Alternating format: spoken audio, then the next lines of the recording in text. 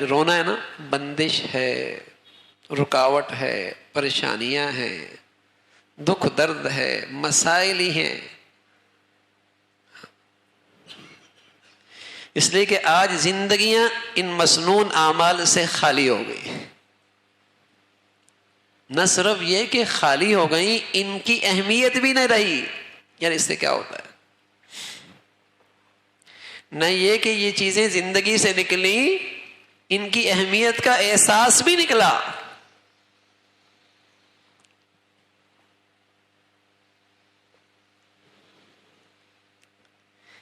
تو میرے عزیزو، ایمان بڑھیا تو اس کی زندگی میں دعاؤں کا حصہ بڑھیا، کہ ایمان ہے کہ اللہ کے سوا کوئی کچھ نہیں کر سکتا. عزت کے فیصلے ہوں، ذلت کے فیصلے ہوں، اللہ کے ہاں سے ہوتے.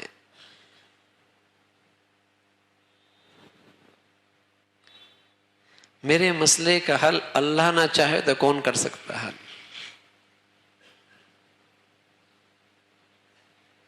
جس قدر یہ بڑھیا ایمان ہوگا تو فریاد پہلے اللہ سے ہو، ہر وقت اللہ سے مانگو.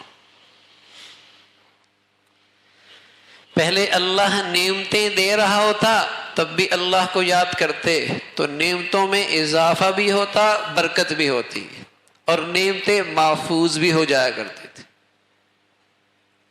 تکلیف میں ہوتے، آزمائش میں ہوتے، اللہ کو فریاد کرتے، تکلیف یا تو اس سے نجات مل جاتی، اگر تکلیف میں رہتی بھی تب بھی اطمینان کی زندگی ضرور نصیب ہوتی تھی. اطمینان پھر بھی ہوتا.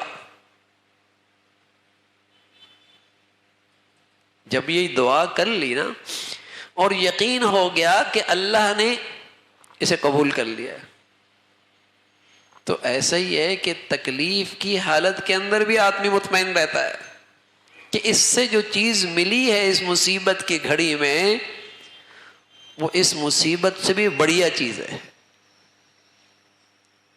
جیسے دکاندار ہیرے رکھے ہوئی ہیں، اس نے ہیرے، اور ایک صاحب آئے اور ہیرا لیا اور اس کے بدلے میں ڈالر دے دیے. اب ہیرا تو اب بھی اس کی دکان سے چلا گیا.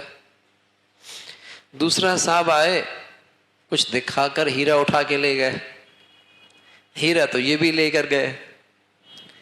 لیکن بتائیے دونوں صورتوں میں اسی کیفیت میں کتنا فرق ہوگا؟ جو دکھا کر لے گیا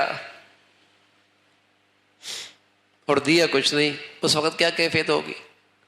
اور جس نے ہیرا لیا اور ڈالر دے دیے، وہ بھی لے کر گیا ہے، لے کر دونوں گئے، لیکن دونوں میں دکاندار کی سوچ میں، اطمینان میں زمین و آسمان کا فرق ہوگا.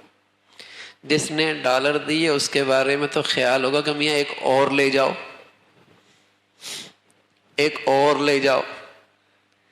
اور جو کچھ دکھا کر لے گیا تو رات کی نیندیں بھی ساتھ لے گیا. یہ فرق ہے نا. ہاں، مصیبت آئی لیکن یقین ہو گیا کہ دعاؤں کی برکت سے اللہ نے اس سے بہتر چیز دے دی، تو انشاءاللہ اطمینان ہو گیا کہ اس سے بڑھیا چیز آ گئی. اور مصیبت آئی اور کچھ ملنے کا خیال نہ رہا، یقین نہ رہا، یوں ہی مصیبت آ گئی، راتوں کی نیندیں اڑ گئی. یہ فرق ہے، یہ بڑا فرق ہے.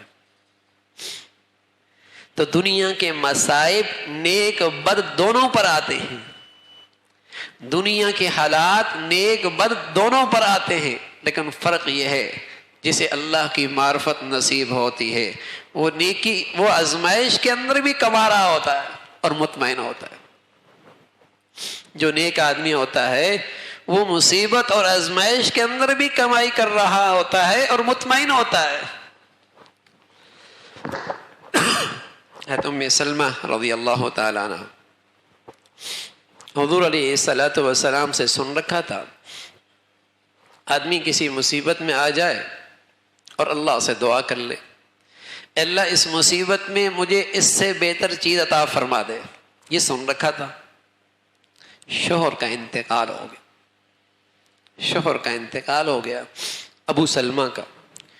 ام سلمہ کہنے لگی میں نے اللہ کے نبی صلی اللہ علیہ وسلم کی یہ دعا سن رکھی تھی کہ مصیبت گھڑی میں کیا دعا کرنی چاہیے کہ اللہ مجھے اس سے بہتر چیز عطا فرما دے، لیکن خیال پھر آتا کہ ابو سلمہ سے بہتر چیز مجھے کیا ملے گی؟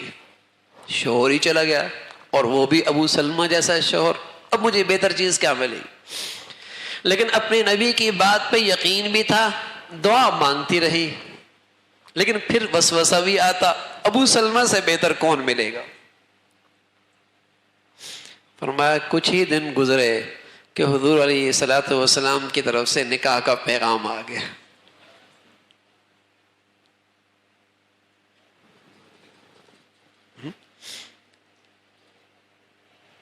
تو ہر گھڑی کے اللہ کے نبی نے دعا سکھائی، اس وقت کیا مانگنا ہے۔